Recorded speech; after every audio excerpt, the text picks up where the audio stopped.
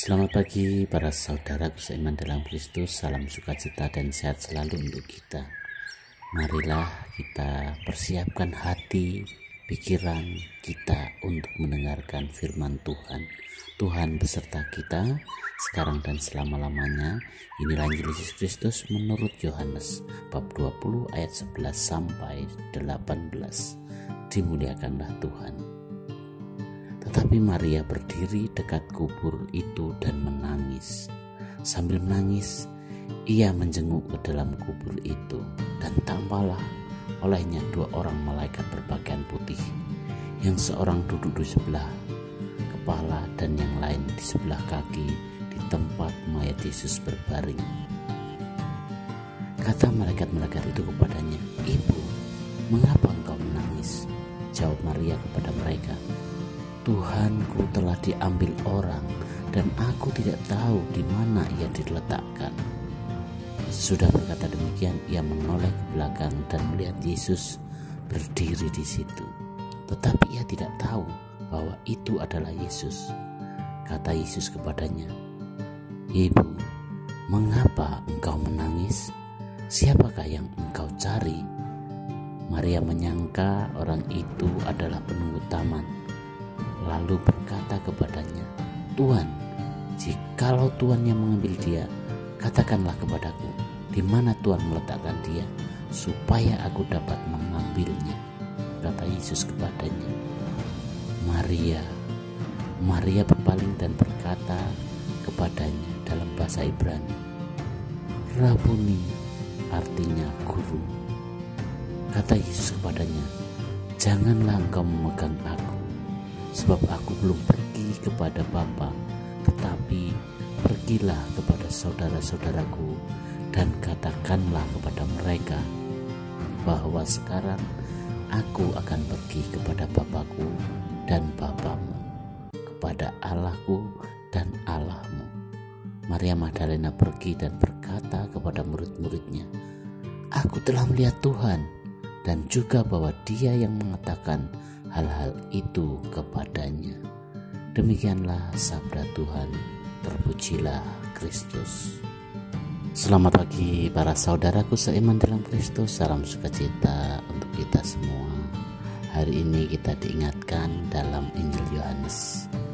Yohanes menempatkan Maria Magdalena sebagai tokoh pertama yang menyaksikan dan berjumpa dengan Yesus yang bangkit.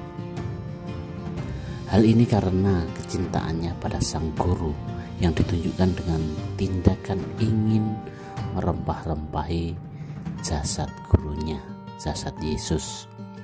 Tindakannya yang pagi-pagi pergi ke kubur di mana Yesus dibaringkan menjadikannya orang yang pertama kali mengetahui kebangkitan Yesus.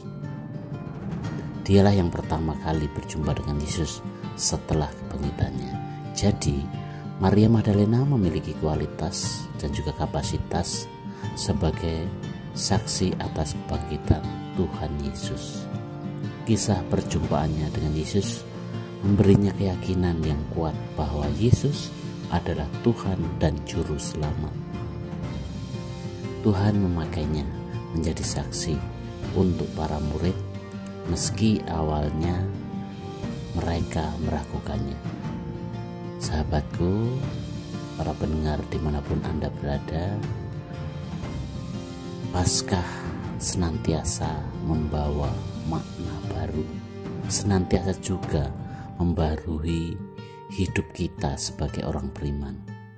Pembaruan hidup itu yang diharapkan membawa perubahan dalam hidup kita masing-masing.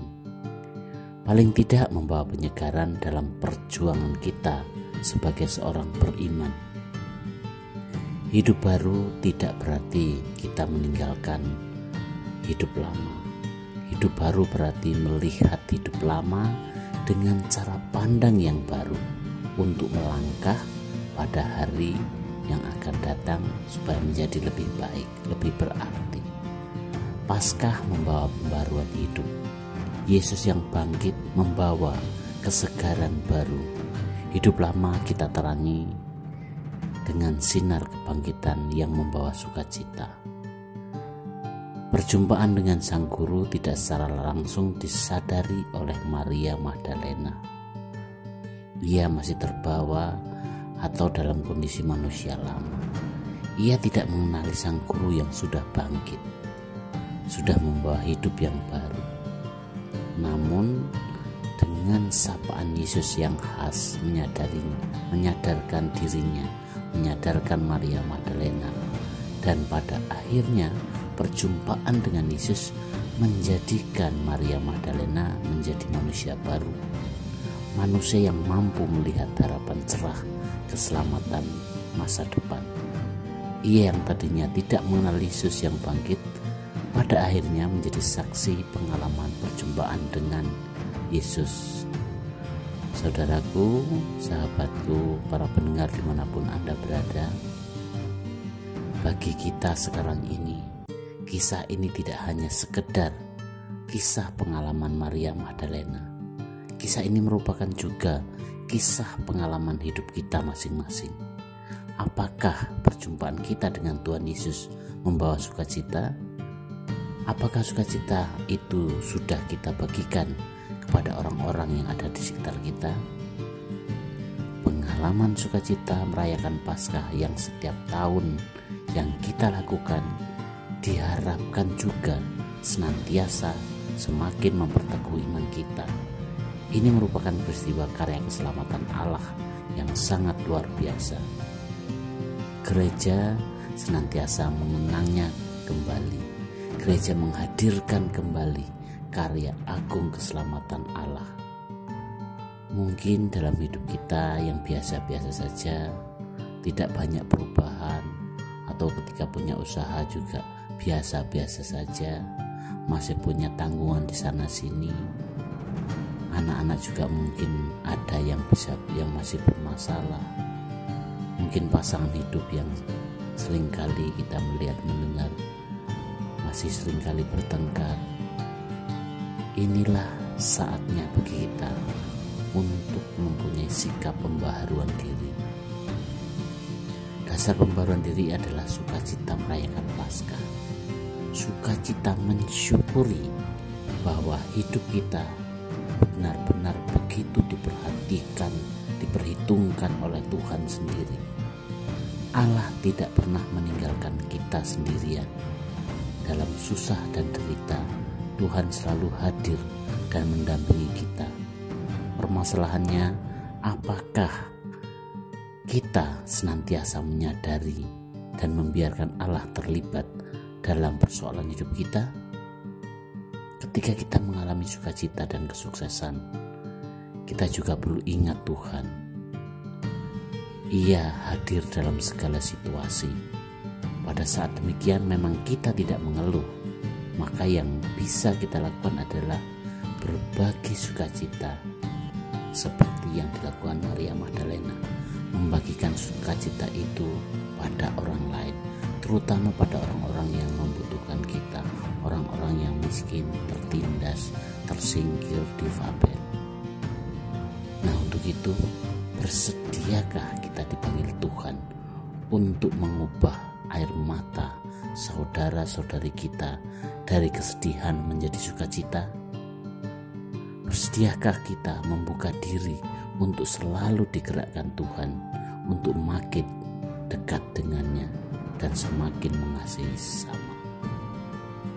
Demikianlah renungan kita hari ini, dan marilah kita akhiri dengan doa. Bapa yang penuh kasih, terima kasih untuk segala berkat-Mu. Terima kasih atas segala hal yang sudah Engkau berikan kepada kami. Semoga kehadiran kami sungguh bisa membawa sukacita dan bahagia bagi orang-orang di sekitar kami. Doa ini kami serahkan kepada-Mu Tuhan, dengan perantaraan Kristus Tuhan kami. Amin. Dalam nama Bapa dan Putra dan Roh Kudus. Amin.